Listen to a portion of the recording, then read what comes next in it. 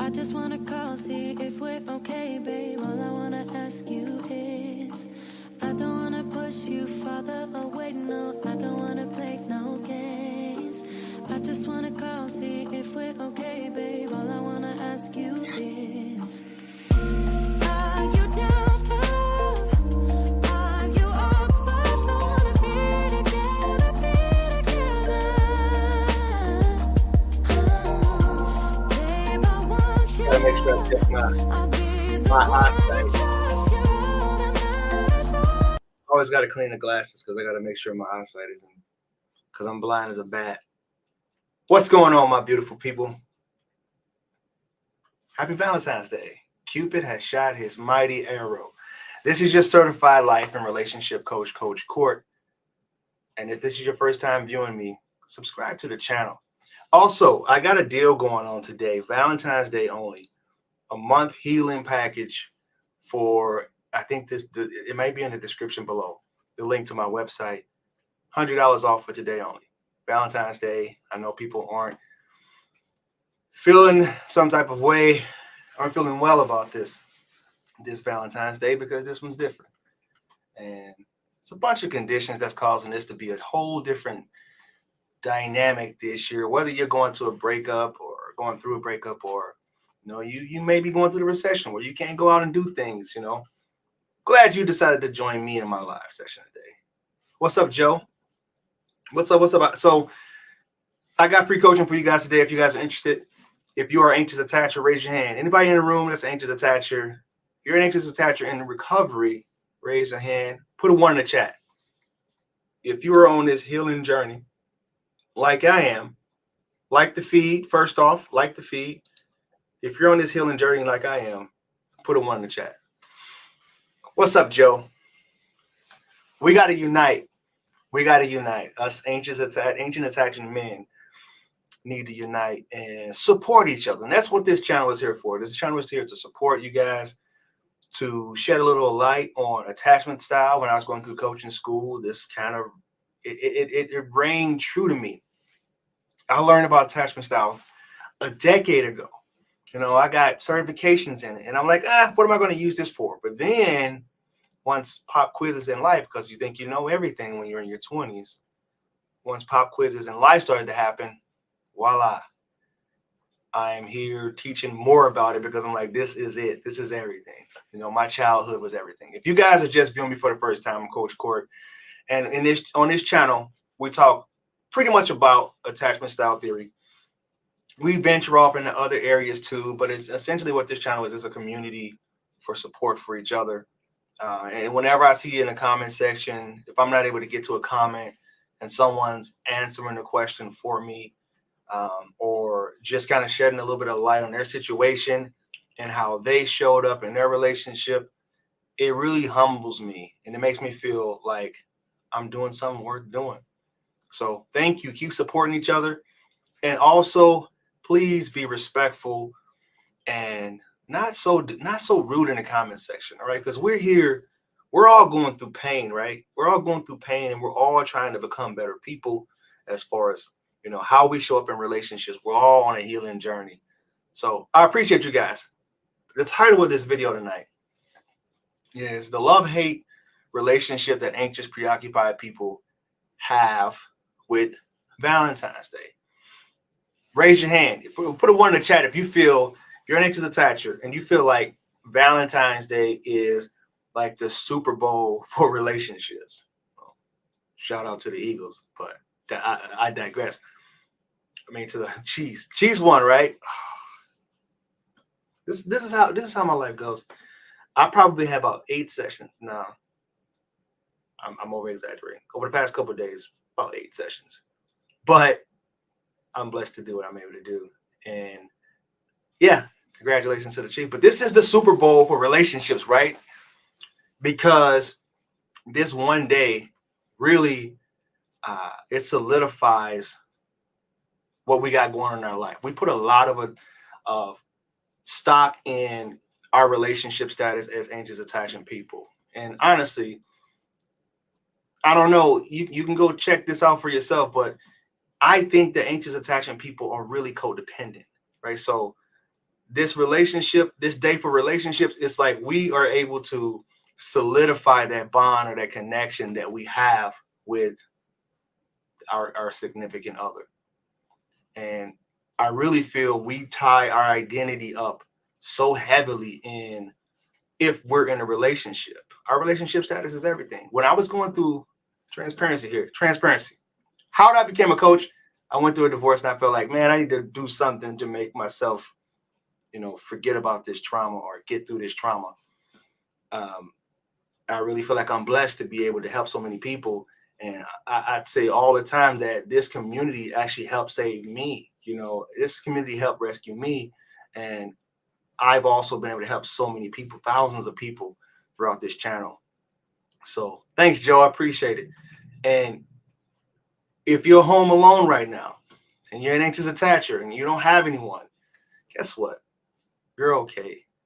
I was coaching a woman the other day and she said, if I can't get this relationship back, you know what's going to happen? I'm probably going to die.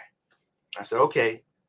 No. She said, I said, worst case scenario, if I don't get this person back, this is what she said. If I don't get this person, or if I lose this person, this is verbatim. If I lose this person, I'll probably die.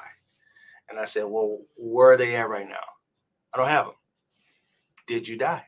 You're talking to me right now. You were able to connect on this call right now. So that says that you will survive. If you're watching this and you know who you are, if I'm telling your story, you will survive. You are surviving. You're surviving right now. You're able to watch me right now. You're not dead. So what you should do, get up, make sure you eat in the morning, make sure you write in your journal, make sure that you tell yourself that I'm good enough, right? I am good enough for anyone out there that's on their healing journey too. Because I don't want you to put yourself in situations. This is where a lot of people struggle. I'm keeping my confidentiality here, right? But there's so many people who feels like this is the best that they can do when they're in a relationship. When you're an anxious attacher, because your top two wounds are fear of rejection and fear of abandonment, you really feel like your world is ending. Right? When you go through breakups, you really feeling like this is it. Like I'm going to expire. It's literally a love withdrawal. I lost 20, 25 pounds when I went through a breakup once. Super unhealthy, right? And it didn't make sense. I'm thinking to myself, okay, it's almost like a protest, right? It's like a boycott or protest when you're in prison, right? It's like, all right, this person doesn't want to be with me anymore. So guess what? I'm going to starve myself. How is that helping? They're probably not even going to realize. And that's when people get super excited, they get hopeful. And I know these people, if you're in here, one of these men in here, I know what you guys do. You say, I'm going to level up. I'm going to do this. I'm going to start working out more. I'm going to make more money. I'm going to start this new business. And I'm going to show this person that I can improve. But look at the motive there. That's not even a healthy motive. Because what if that person comes back and what if that person never gets to see this? And if they don't come back, how long do you think that motivation is going to last? What's up, Auntie?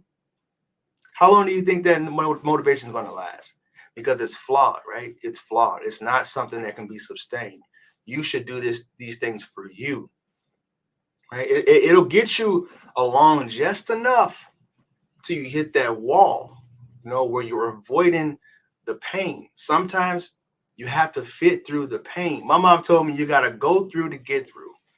So if you're numbing yourself out, and this is you on this Valentine's Day with anything, any type of substance, if you're going on dates randomly just to try to forget about your other person that you broke up with, it's not going to work in the long run. I promise you. Promise you. I promise you. Then my comment post. Yeah, I got you. I don't know how to say your name. Avila? Hey, Carly. All right, so I'm going to answer this question here. So, like I said, the title of it is The Love-Hate Relationship. It's because a lot of our self-worth as anxious attachers are tied into our relationship status.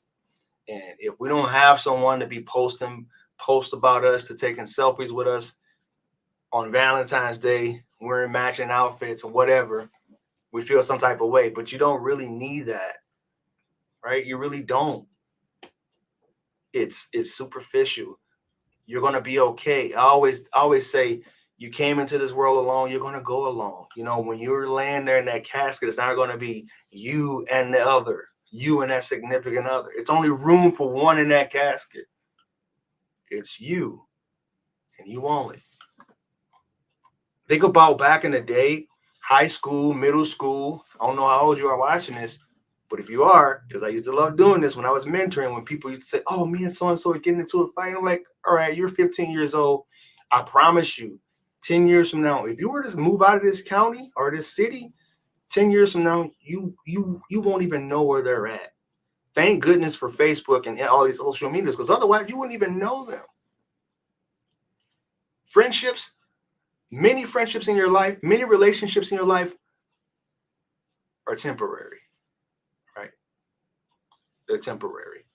And you have to learn to stay in this season and thoroughly embrace this season and understand that maybe next season might not be the same. And that's okay. That's totally fine. Embrace it. It's like Bruce Lee says, you know, be like water. Be like water. And you have to be able to embrace the season like water. Water shows up as snow in the wintertime. It shows up as rain in the summer. It's always going to change, but it's still coming, right? It's still there. And you can't be stuck in this frozen state. And I understand that when you're going through this, you literally feel like it's a withdrawal. Like I said before, it's like withdrawing from a substance. But I say, guess what? I tell people, take it one day at a time. One day at a time. If you say, oh, I want to check their social media. Okay, pause. Let's wait and check it in an hour. Let's get distracted and check it in 2 hours, because that urge is going to pass. All right, so I'm gonna answer these questions. I'm AP. My exit of 1.5 years is FA. I've struggled today with contacting her. 4-month breakup, 3 months no contact. I sent her 3 months. See, 3 months. It's a long time to be in no contact, and you still have this strong, overwhelming urge to reach out. It's like your nervous system hijack you. Say, we're not, you know what? This is all great now. Like, you might have been lifting weights. You working extra hours. We're taxing her today because it's Valentine's Day, right? It's the Super Bowl. We're going to contact on the Super Bowl. I sent her an eternal rose last week with small note and haven't heard from her. She's been absent from my social media. I don't know how you found my channel. I've been posting a ton of shorts lately, and you may be just now joining me for the first time on a live session, but I talk about that in one of my shorts. I forgot what video it was, but about social media and abstaining from checking social media so much and being so engaged, because it's not really helping you. You're actually picking a scab. When you're healing, that's why they say no contact, right? I really feel like, because when people reach out to me for coaching sessions, they want to know exactly how to move, because a lot of the videos are very generic. And in certain situations, you have to do no contact. If you're dealing with someone, like, perfect example, a person that is an anxious preoccupied is going to show up totally different during no contact than a person that's dismissive. Right? An anxious preoccupied person, you cannot reach out to them, and they'll probably break their no contact because they're fearing that abandonment. And an anxious, a dismissive avoider probably be like, all right, finally, I'm just gonna do my thing. So I gotta answer this question. Was it a question?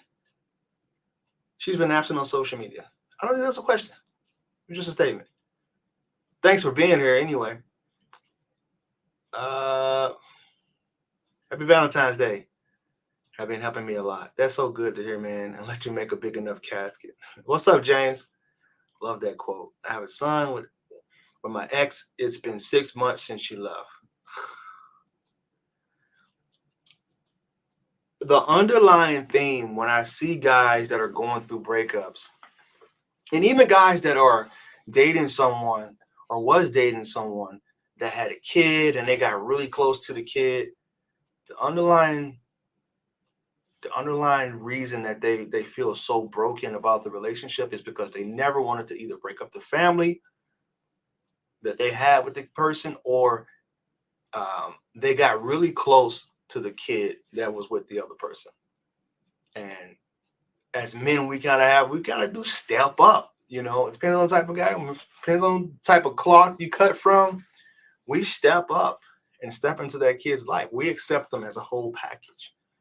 But unfortunately, when that cord gets severed, our hearts doesn't get broken in half. It gets broken in thirds and fourths and sometimes fifths, depending on the person you're with. So, and it's hard. Just a little bit of insight on where we comes from as anxious attachment men. We always felt like we had Avery spirit connection, a real, and I still feel that way. This is my first live. It's good to have you here, brother. Hope I'm helping you out. Yes, this is my first live. Cassandra, thank you for your time. Thank you for your time. Because I know how big YouTube is, and you can really latch on to different personalities and different coaches. And the fact that you're here with me is feels good, especially on Valentine's Day. What's the little emoji they do? Like this. Appreciate that. Appreciate you for being here. Hope you're still here, AT. Love you too. Happy Valentine's Day. Is there a possibility that the FA returns after months? We had gone through this before, but never this long. She literally thanked me for a promise ring that night and told me how it was a promise she was. Man, that might have been enough to push her away, to scare her, I will say. I was actually going to name this live something different. And I think I was going to name it, if I remember correctly, when I was doing my meditation session. I shouldn't be even thinking about this type of stuff when I'm meditating, but all I do is think about relationships and YouTube, so it's kind of weird. I was going to name it like the top attachment style that will be single. All right, here it is. The most likely attachment style to be single today. And I personally feel like the fearful avoidant from all the people I've worked with are usually the ones that go single for the longest durations of time, or can never get themselves in a long-term relationship. Rarely get themselves in a long-term relationship. They either do something to like push the person away or sabotage it, or they're coming and going. And I think it's because of the level of the complex trauma that they experience throughout their life. And your attachment style is formed in your childhood, right? True. If you've been on my channel and been watching this long enough, it's formed through your childhood. But if you get yourself involved with so many unhealthy and toxic relationships, toxic, whatever you want to name toxic as, it makes it very hard for you to attach to someone in the long term. And you become very skittish about giving your time and your attention and committing to someone, totally committing to someone. I was listening to a song today. Man, it was pretty cool. It was a good song. I can't remember what it was. It was an old R&B song. And the premise of the song was about a woman who got out of bad relationships, and it made it really hard to submit to this person for a long time. What's the name of the song? I give up control or something like that. I give control, I lose control. It was something like that was the chorus. But I'm like, man, this sounds like a fearful avoidant. Like 100%. And he talked about, you beat on my chest when you're feeling angry, but I understand. And all these different type of, I wish I would have wrote the song down. I don't know why I didn't. I dropped the ball on that one. Sorry, live. I dropped the ball on that one. But he was talking about how you had all these toxic relationships in the past, and you beat on my chest to show me you love me, but I surrender, or I give control. I lose control with you. I think that's the name of the song. I lose control. That's it. I just worked it out. This is how I do in my coaching sessions, by the way. So I had a person talk, process, and then they find the answer themselves. See, that's kind of how it goes. It's been 2.5 months since I've gone no contact with my ex. I believe with all my heart that he is a DA, but he is so certain that he is secure. Could he just believe he is secure? So your attachment style changes depending on the relationship dynamic. Like I was just saying, you can show up secure in one relationship and you can show up dismissive in other relationships. I was talking to a lady the other day. She said, I was a very secure person in my relationship with so-and-so, but this other person just turned me really anxious. I said, well, that's your secondary. You have a style that you're leaning towards when depends on the person that you're in with relationship with. It's a tug of war. It's like Squid Games. You know, you're on top of the planks there, and like one person's pulling. If they fall, you're going to be pulling harder. You know, so it all depends. He may think he's secure, or he could just be stubborn. I don't know. He could be might be a little bit delusional. If he's out of touch with reality and out of touch with your experience, I don't know. I can't answer that one. It's a tough one. Yes, dang, I'm FA leaning secure. My FA could also be a long relationship in my life too. I was actually coaching a woman who was a fearful. She got involved with another fearful. They had an off and on, I kid you not, for 15 years. 15 years. And it was a comfortable relationship. They felt like, she said, we felt like we had this magnet toward each other. We go and get into another situationship, come back, and we get into another situationship, come back. He went and got married for 2 years, then came back. And I was like, you do know that's not secure, right? That's not a secure relationship. But she ended up reaching out to me for help. So I was married for 16 and it was absolutely toxic. Been out of it for 5 years. Yeah, moving on is hard. And so, yeah, I'm FA leaning secure. Like I said before, that happens. When you get in these relationships that were really toxic, it makes you question yourself. Oh, that's what they said in the song too. I lose myself. It makes you question yourself, makes you question if you're making the right choices, or if when you've been gaslit for so long, or if it was relationship we were to gas it in, you question your reality. You're wondering, am I to blame? Am I the problem? You know, there are often calls I get where they're saying, I just want to feel validated. Like, I was thinking this person was a narcissist. I'm like, yeah, he's not really DA. I think he's more narcissistic. And they're like, wow, I was always thinking that. Married to a DA for 5 years, together for 9. We're separated for 2 years, got back together for 8 months. Now he's gone again with the rebound now. Working on myself now. Well, if you've been with him for that long, you know if he's a DA or not. And you also got to remember that there are so many nuances here, right? You got attachment styles, you got cluster B personality, you can be on a spectrum, and then you got this little what would you call it?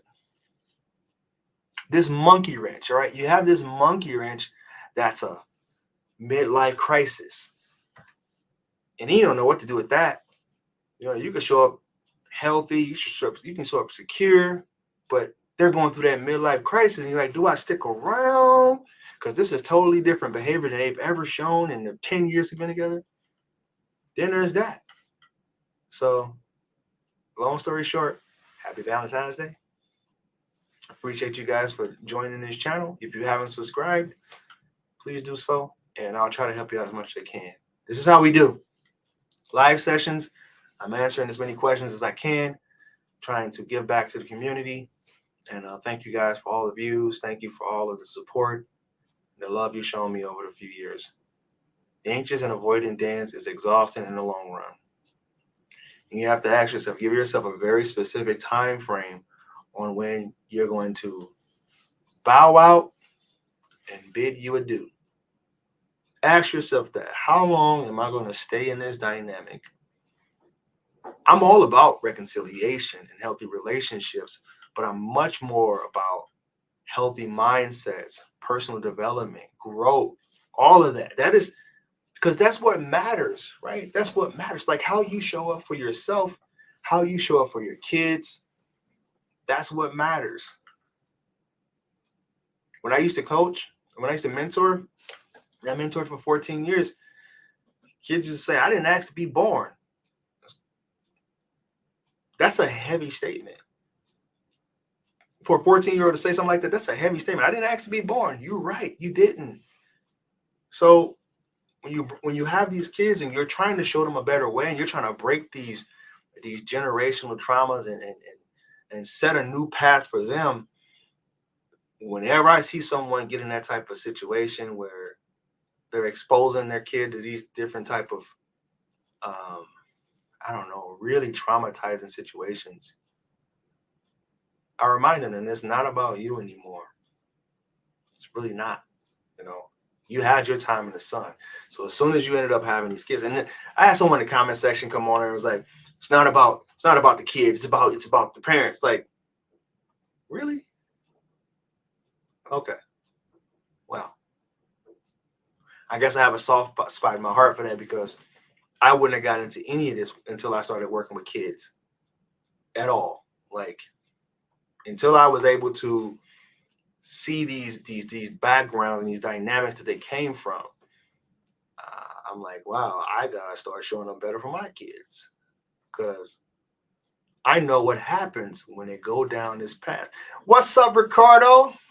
Ricardo, that's my main man right there. It's good to see you, brother. Happy Valentine's Day. We gotta chop it up. I sent you an email, but I didn't get a response. I thought you were mad at me or something. But I sent you a text message. It's good to see you. Ryan, what's up, Ryan? They're just blasting this out to all my people from the past. It's good to see y'all. Anybody got any other questions? All right, I'm not a saint, but I feel like she was looking for red flags all the time.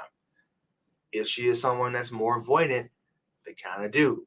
Like if you go and you Google what attachment styles, like the nuts and the bolts of attachment styles, dismissive avoidance typically have a high opinion of themselves and a low opinion of the person that they're with. Anxious preoccupied have a low opinion of themselves, high opinion of the person that they're with.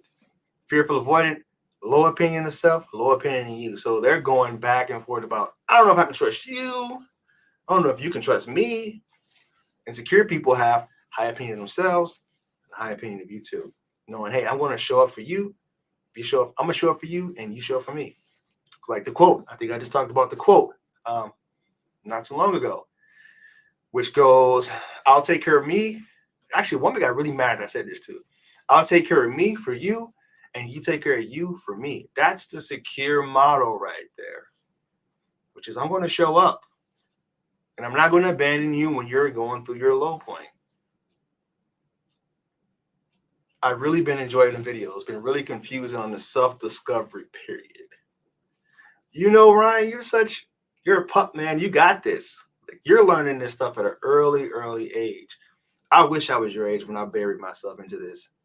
Because then I might not have made as many mistakes as I did. So I just turned 40 and you're getting 25 years of dating, bad mistakes that I made, information that I learned. You're getting that condensed in like these videos.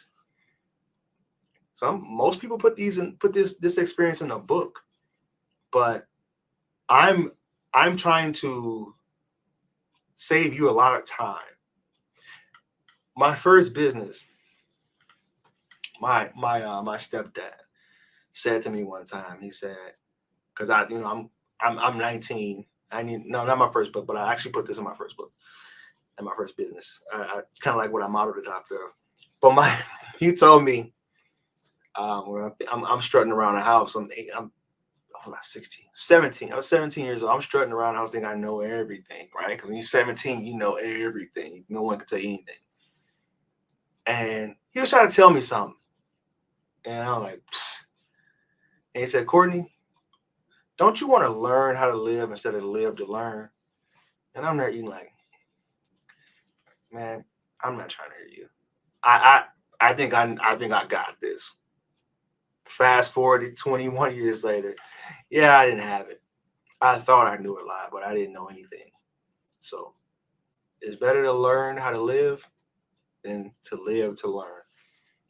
And whenever you see any successful people that I studied, the people who are the multi-millionaires, sometimes billionaires, they said they learned by studying other people's mistakes.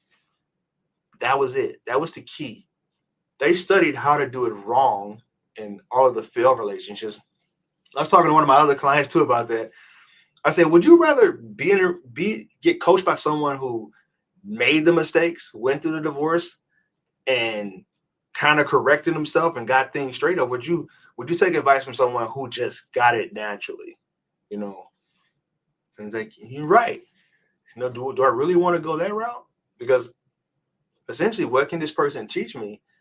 You know, it takes, like I wrote in my first book, I said, when you hit rock bottom, grab a pebble and put it in your pocket as a reminder of a place that you'll never be again. And I feel like the people who have the best insight, they've hit that rock bottom. They have pockets filled with pebbles, and they have bankruptcies, third marriages, war wounds, you know. So I don't know if this is valuable on Valentine's Day. Felt like it was a little preachy, but I did appreciate you guys being here and listening. I feel the same way. I'm 41, and so is she, and we've been good. She's very loving and caring and giving, but then it's like a switch that gets flipped. You saved and continue to save me, bro. Ricardo, I love you, man. Thank you. Appreciate that from the bottom of my heart. Happy Valentine's Day, everybody. Picking that pebble up today. Put it in your pocket, brother. I'll keep throwing them your way. All right, I'm answering this last one, and I got to roll. Why is there such a back and forth between the AP and DAFA? No contact for both. DAFA, which one is it, Shay? Is it DA leaning fearful or fearful leaning dismissive? No contact for about 3 weeks, initiated by the anxious one. Okay, so usually when someone initiates the breakup and they're anxious, I'm gonna be straight up with you, Shay. It's either because they have someone else in the picture, or it's a protest, right? Because typically, I'm an anxious preoccupied. Like I'm just gonna give you our secret. We've like met someone and like we may be starting to hit it off there, and we're giving you the opportunity to start showing up, or are they protesting and they want you to reach out? They want you to chase them. Carly, that's it, y'all.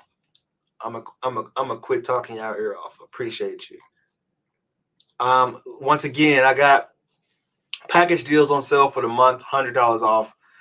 I wanted to just kind of give back to you guys. And if you're lonely, if you're struggling right now on this Valentine's Day, check out the website. It's for today only, $100 off. And I look forward to working with you guys. And if not, meeting you. You know, Ricardo will tell you, Ryan will tell you. I love all my clients. I love just sitting with you guys and your experience and just kind of helping navigate you through it. While I'm there with the flashlight saying, hey, keep coming this way. We got this. Appreciate you. So always remember, fellas and ladies, when you go be loved, you'll never have to find it. Namaste. God bless.